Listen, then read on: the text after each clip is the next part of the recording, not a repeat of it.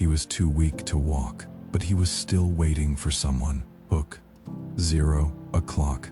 0:20. He was so weak, he could barely walk. He was hungry, exhausted, and completely alone. He barely moved from the place where I found him, but somehow, he was still waiting for someone to notice him. I had no idea how much this little puppy had already been through, but the moment I saw him, I knew I couldn't just walk away.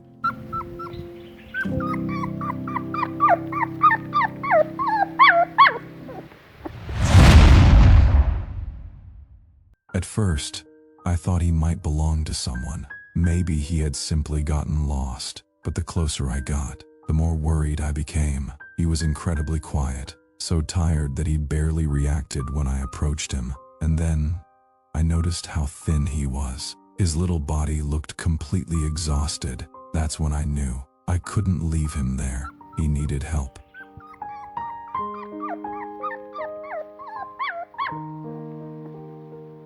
The longer I looked at him, the more concerned I became. This wasn't just a hungry puppy, he looked completely drained. I didn't know how long he had been alone, or how long he had been struggling to find food and water. But one thing was obvious, he had been through more than any puppy should have to endure, and now, he needed someone to give him a chance.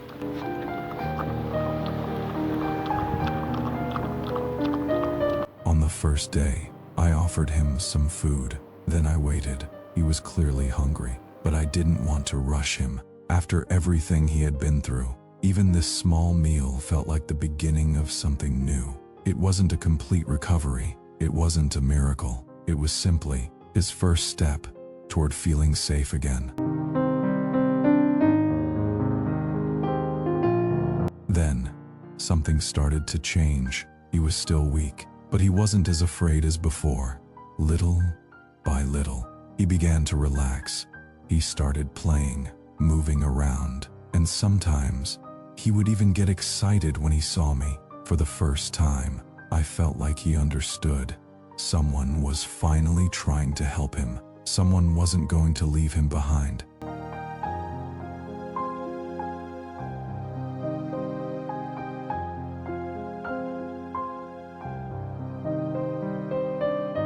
It wasn't an overnight miracle. He still had a long road ahead of him.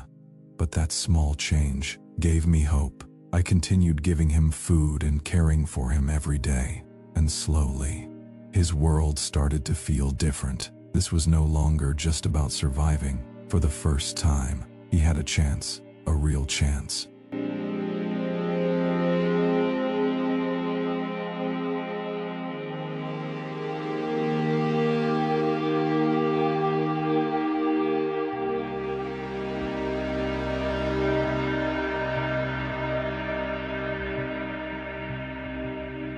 I still didn't know what his future would look like. I wasn't sure if I could officially adopt him, but I knew I couldn't leave him on the streets. So I made a temporary place for him beside my home, a safe little space where he could rest, eat, and recover. He still had a long way to go, but at least he wasn't facing it alone anymore. And sometimes, that's the first thing an abandoned animal needs.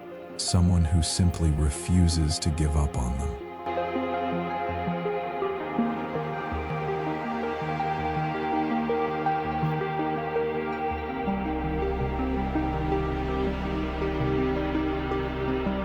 Paw Rescue Academy. What we can learn when you find a puppy that appears severely underweight, exhausted, or weak. It's important not to assume that giving them a large meal immediately is always the best option. A severely weakened or malnourished animal may need careful feeding and professional medical evaluation, especially if there are signs of dehydration, injury, or difficulty eating normally. If you're unsure about the animal's condition, contact a veterinarian or a local animal rescue organization for guidance. And remember, sometimes the most important things you can give a frightened animal aren't just food and water. It's patience, it's safety, and the chance to learn how to trust again.